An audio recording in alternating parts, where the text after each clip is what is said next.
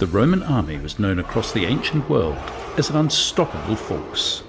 For centuries, its disciplined legions crushed enemies from the deserts of Egypt to the hills of Gaul. Backed by advanced tactics, strict training, and unmatched organization, Rome expanded its power over vast territories. Many believed that no enemy could ever defeat them in open battle, but history has a way of proving that no empire is truly invincible. In the early years of the 1st century AD, a single event would shatter Rome's image of military supremacy. Deep in a foreign land, far from the safety of their roads and cities, 3 entire legions would march into a trap from which there was no escape. It was a disaster so great it haunted the emperor himself and changed Rome's ambitions forever. Today, we tell the story of the Roman army's biggest military disaster, Teutoburg Forest.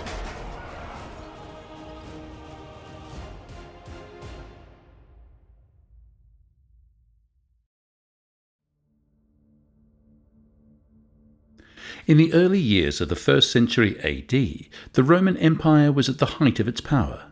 Augustus, the first emperor, had brought decades of civil war to an end and established what became known as the Pax Romana, the Roman peace. Across much of Europe, North Africa, and the Middle East, Roman roads connected distant provinces, trade flourished, and the legions stood ready to defend the empire's borders. Inside these borders, Roman law and order were firmly in place. But along the empire's northern edge, the frontier was far from secure. Beyond the wide Rhine River lay a land that was untamed and hostile: Germania. Roman writers of the time described Germania as a place of deep forests, swampy ground, and unpredictable weather. For those born and raised in the warm climates of Italy or the provinces of the Mediterranean, the land seemed dark, cold, and difficult to farm. The people who lived there, the Germanic tribes, were warlike and fiercely independent. They did not build large cities like those in Italy or Greece. They had no grand palaces and no single ruler who could speak for all the tribes. This lack of a central authority had already made Roman dealings with Germania difficult. Gaul, for example, Julius Caesar had been able to conquer by defeating the armies of a few key leaders and then turning the remaining leaders into allies. In the East, Roman governors often won control by working with local kings, offering them Roman citizenship, trade, and military support. But Germania was different. The tribes there were bound together by family ties, oaths, and shared traditions, not by a central government. Defeating one group did not mean the others would surrender. Still, the Emperor Augustus believed that Germania could be brought under Roman control. With Gaul already a province, the Rhine was the next frontier to secure. If Rome could push its territory to the Elbe River, the empire's northern border would be safer from raids, and new lands could be opened for settlement. Roman legions had already campaigned beyond the Rhine and won some victories. Several tribes had made peace with Rome, and their young noblemen were even serving as auxiliary troops in the Roman army. To Augustus, it seemed possible to turn Germania into another province, but only with firm leadership and a clear Roman presence. In the year AD 7, Augustus appointed Publius Quintilius Varus as governor of the new Roman territories in Germania. Varus was an experienced administrator who had governed Syria, a wealthy province where he had imposed Roman law and collected taxes efficiently. Augustus believed that Varus could bring the same order to Germania. His task was to oversee the Roman garrisons, maintain peace, and continue the work of integrating the region into the empire. Varus approached his new role as if Germania was already securely under Roman rule. He began to enforce Roman laws, collect regular taxes, and apply the same legal system used in the provinces of the Mediterranean. To the Romans, this was simply how an orderly society worked, but to the Germanic tribes, it was an intrusion into their way of life. The Germanic people were not used to paying taxes to a distant ruler. Their justice systems were based on tribal councils and agreements between families, not on laws written in Latin and enforced by foreign officials. For them, the demand for tribute felt like submission to an overlord, and the presence of permanent Roman garrisons in their lands was seen as an occupying force. Among the many Germanic nobles who had entered Rome's service, one man stood out. His name was Arminius. He was born a prince of the Cherusci tribe, one of the peoples living east of the Rhine. As a young boy, he had been taken to Rome as part of the empire's policy of holding the sons of tribal leaders as hostages. This was not a punishment, but a strategy. In Rome, these young men would be educated, trained, and treated with honor, in the hope that they would one day return home as loyal allies of the empire. Arminius grew up surrounded by Roman culture. He learned Latin, studied Roman military tactics, and absorbed the discipline that shaped Rome's legions. He served as an auxiliary officer in the Roman army, earning respect for his courage and leadership. His service was recognized with Roman citizenship, a privilege rarely given to foreigners, and he was even elevated to the equestrian rank, a position just below the senatorial class. By the time he returned to Germania, Arminius was not only a skilled soldier, but also a man who understood how Rome thought and fought. In Germania, Arminius became one of Governor Varus's most trusted officers. He fought alongside Roman troops, joined the governor at his table, and was often seen riding beside him on inspections. Roman commanders praised him as a perfect example of how barbarians could be civilized and made into loyal servants of the empire. Unlike most Germanic leaders, Arminius was free to move between the tribal territories and Roman-controlled areas, carrying messages and gathering intelligence. But beneath this image of loyalty, Arminius carried a different allegiance. While serving the Romans, he had seen the arrogance with which they had treated the Germanic tribes. He saw how Varus's demands for taxes and obedience were met with anger and resentment.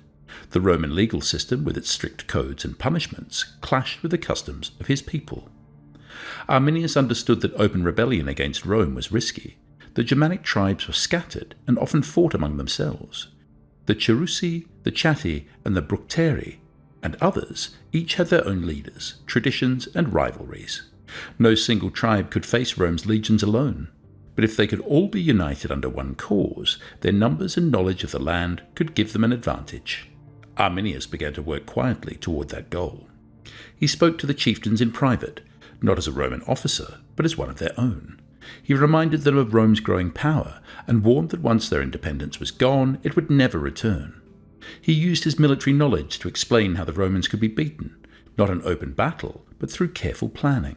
Gradually his words began to take hold. Distrust between the tribes eased, and warriors began to think of themselves not just as members of their own people, but as a part of a larger force defending Germania. By the year AD 9, Arminius had built a secret alliance. He knew that to destroy 3 Roman legions, he would need more than numbers. He would need to lure them into a place where their discipline and formations would be useless. That meant convincing Varus to lead his army into the heart of the forest. Arminius approached Varus with alarming news. A tribal uprising had broken out deep within the territory of the Cherusci. The rebels, he claimed, were preparing to attack Roman outposts. If Varus acted quickly, the unrest could be crushed before it spread. Arminius promised that his own auxiliary troops, composed of Germanic warriors who served Rome, would guide the legions safely through the difficult terrain. Varus trusted him completely. Other Roman commanders voiced concerns, warning that Arminius had been spending too much time among the tribes. But Varus dismissed these doubts. Arminius had fought loyally for Rome and had risked his life in its service. The governor saw no reason to suspect him. Confident in his officer's loyalty, Varus made the fateful decision to leave the well-built Roman roads and lead more than 20,000 men into the dense, unfamiliar forests of Germania. The route Arminius had chosen for Varus's army led toward the territory of the Cherusci, near what is now Kalkrisa in northwestern Germany. This was no open plain or straight military road. The path narrowed into a winding track that cut through a dense forest. To the north stretched swamps and marshland, their soft, waterlogged ground impossible for heavy infantry or cavalry to cross. To the south rose a line of ridges, covered in thick vegetation, which gave anyone hiding there a clear advantage over travellers below. It was a natural choke point, perfect for concealment and attack. As the Roman column advanced, its progress was slowed by its own size. Varus's force included not just 3 legions of infantry, but also cavalry, auxiliary troops, and a long baggage train loaded with supplies, siege equipment, and personal belongings. This train was the lifeline of the army, but it also stretched the column out over a long distance, making it difficult to maneuver quickly. Heavy rain began to fall, soaking the soldiers' equipment and turning the forest track into mud. Wagons struggled to move forward, and horses slipped in the wet ground. The thick canopy of the forest blocked much of the daylight, creating a dim green gloom even at midday. The air was damp, heavy, and still. Roman legions were trained to fight in tight, disciplined formations on open ground. In these conditions, the soldiers could not march in neat lines or keep close formation. The narrow path forced them into a long, thin column. The vanguard might be far ahead while the rear guard waited to move. Communication along the line was slow and difficult. It was in this situation that Arminius made his final move. He approached Varus and offered to ride ahead with his Germanic auxiliaries to scout the road and secure the way forward. This was a normal precaution in dangerous territory, and there was no reason for Varus to refuse. Arminius left the column disappearing into the trees. The Romans continued their slow march, unaware that they had just lost their only guide, and the man they trusted most was preparing to strike against them. High on the ridges and deep in the undergrowth to both sides of the track, thousands of Germanic warriors lay hidden. They had been waiting for days, armed with spears, swords, and throwing javelins. They knew every rise and hollow in the ground, every tree that could hide a man, every path that could lead them in or out without being seen. The rain and mud that troubled the Romans meant nothing to them. They were at home here. Without warning, a roar of war cries broke the silence. It came from every side at once, echoing through the forest. From the trees above, a storm of javelins and spears rained down upon the Roman column. Shields were splintered, helmets dented, and men struck down before they even understood what was happening. The Romans were still in marching formation when the attack came. There was no space to form the solid shield walls they relied on in battle. Units became separated. Officers shouted orders, but their voices were drowned out by the noise and confusion. Small groups of Germanic warriors charged down from the ridges or burst from the undergrowth, struck quickly and vanished back into the trees before the Romans could organize a counterattack. Then another wave would appear, attack from a different direction, and disappear again. These were not set-piece battles. They were hit-and-run strikes designed to exhaust, confuse, and frighten. As the fighting continued, the realization began to sink in among the Roman officers. This was no random tribal raid. The timing, the location, and the coordination could only mean one thing. They had been led here on purpose. Varus himself soon understood the truth. The trusted ally who had guarded his army into this forest was gone. The German auxiliaries were nowhere to be seen. The warnings from other commanders, which he had dismissed, now came back to him with terrible clarity. Arminius had betrayed him, and the trap had closed around the Roman legions. From the moment the first attack began, the Germans did not let the pressure ease. Over the next 3 days, the harassment continued. At night, there was no safe camp. The Germans would encircle the Roman positions, hurling missiles into the darkness, shouting and keeping the soldiers awake. During the day, they would appear suddenly, attack in small groups, and then vanish again. The legions could not rest. They could not predict where the next blow would fall. Food became scarce. The baggage train was slowed by the mud, and many supply wagons were abandoned after becoming stuck. The heavy rain soaked the soldiers' clothing and gear, making everything waterlogged. The ground turned into deep mud that clung to the feet and slowed every step. Fires were difficult to light in the damp conditions, which meant there was little warmth and almost no way to cook what food remained. The cavalry, one of the Roman army's greatest advantages, was useless here. Horses could not charge through the dense undergrowth or move quickly in the swampy patches beside the path. Riders were forced to dismount and fight on foot, losing the mobility that gave them value. Every hour in the forest reduced the Romans' strength. The legions had entered the campaign as disciplined, well-ordered units. Now they were breaking apart into small, scattered groups, each trying to protect itself. Discipline was replaced by desperation. Survival became more important than strategy. Soldiers clung to their shields, fought in tight knots with the comrades nearest to them, and moved forward only when the fighting paused long enough to catch their breath. The Germans controlled the pace of the battle. They attacked from ridges, from behind fallen logs, and from paths hidden by the thick undergrowth. Every Roman advance was slowed by sudden missile fire, or a quick charge that forced them to halt and defend. By the third day, the forest floor was littered with abandoned weapons, broken equipment, and the bodies of the fallen. It was then that the Germanic warriors forced the survivors toward a final trap. The remaining Romans, exhausted, starving, and soaked to the bone, were driven into a clearing. At first it must have seemed like a relief to leave the dense forest behind, but the relief quickly turned to horror. Across the open space stood a line of wooden barricades, sturdy defences built from logs, sharpened stakes, and earthworks. Behind them, German warriors waited, armed and ready. The Romans had no way to go forward, and soon they discovered they had no way back. The forest behind them erupted with war cries as more German forces closed in. The legions were now trapped between two forces, the barricades ahead and the enemy at their rear. The fighting that followed was brutal and close. With no room for manoeuvre, the Romans were pressed together, using their shields to push forward against the barricades.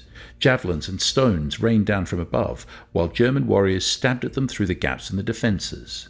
Officers tried to rally their men, but most were quickly cut down or pulled into the enemy lines. Publius Quintilius Varus, the governor and commander of the army, understood that there was no hope of victory or escape. Capture would mean humiliation, torture, and possibly being paraded as a trophy in Germanic lands. Following the Roman tradition of avoiding such disgrace, he chose to take his own life, falling on his sword. His death left the army without its leader at the very moment they needed one most. The collapse of command deepened the chaos. Some officers tried to surrender, hoping to save what remained of their men, but the Germans were in no mood for mercy. The rage of years under Roman rule now found its release on the battlefield. One of the last significant attempts at resistance was led by Prefect Caedicius.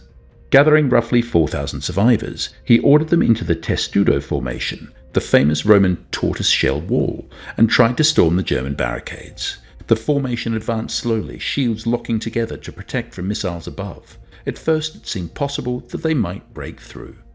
But as missiles poured down on the Testudo from the flanks and above, the formation finally began to waver, and German warriors surged forward in a counterattack. The shield wall collapsed, and Caedicius's men were surrounded.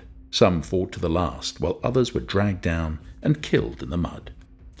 So why is the Battle of the Teutoburg Forest called the greatest military disaster in Roman history? The answer begins with the scale of the defeat. In just a few days, 3 entire legions, the 17th, the 18th and 19th, were wiped out. These were not small detachments, but fully equipped professional Roman forces, numbering around 17,000 men, supported by thousands more cavalry and auxiliaries. Almost all were killed, with only a handful of survivors escaping the slaughter to reach Roman territory and tell what had happened. The disaster was made even worse by the loss of the legionary eagles. These golden standards were more than symbols. They represented the honour and identity of each legion. To have all 3 captured was the highest humiliation Rome could suffer, a wound to its pride as much as to its military strength. When news of the defeat reached Rome, the shock was overwhelming. The empire had not seen a complete annihilation of such a force for centuries. The psychological impact spread from the imperial court to the streets of the capital. Emperor Augustus, who had spent years building Rome's power and expanding its borders, was said to wander his palace in grief, repeating the desperate words, "Quintilius Varus, give me back my legions." It was more than the loss of men. It was the collapse of a campaign that had aimed to extend Roman order deep into Germania. The immediate response was urgent. Augustus ordered new defences along the Rhine and recalled experienced generals to secure the frontier. His successor, Tiberius, led punitive expeditions across the river in the following years. These campaigns destroyed villages, killed or captured thousands, and attempted to recover the lost honour of Rome. Some of the captured eagles were eventually reclaimed, but the hope of conquering Germania was never fully restored. The dense forests, hostile climate, and constant resistance made every Roman advance costly and uncertain. Over time, the Rhine became not just a line on the map, but the permanent frontier of the Roman Empire in the north. For centuries, Rome would fortify and defend this boundary, focusing on controlling what lay within its borders rather than trying to subdue the vast and difficult lands beyond. The dream of turning Germania into a Roman province died in the mud of the Teutoburg Forest. For Arminius, the man who had planned and executed the ambush, the victory was a triumph. Among the Germanic tribes, he was celebrated as a liberator, the leader who had united them to drive out a powerful foreign enemy. His name became a rallying point for those who valued freedom from Roman rule. Yet even in victory, he faced challenges. While the Romans pushed back behind the Rhine, the unifying threat was gone. Old rivalries between tribes resurfaced, and alliances began to break apart. Arminius soon found himself struggling to maintain the unity he had built, and the years ahead would be now filled with new conflicts, not just against Rome, but also among its own people. The legacy of the battle reached far beyond the borders of Germania. Roman historians recorded it as a lesson in the dangers of overconfidence, poor intelligence, and underestimating an opponent. The commanders had trusted too much in a single source of information, ignored warnings from their own officers, and led their army into a terrain where their strengths counted for little. The defeat at Teutoburg Forest became a warning passed down through the centuries. Even the most powerful army could suffer total ruin if it underestimated the determination and skill of its enemy. This combination of scale, shock, and lasting impact is why history remembers it as Rome's greatest military disaster. Have you ever heard of the Battle of the Teutoburg Forest before? Or is this the first time you've learned about it? Tell us in the comments what you think was the biggest mistake Rome made here, and don't forget to subscribe so you don't miss more shocking stories from history.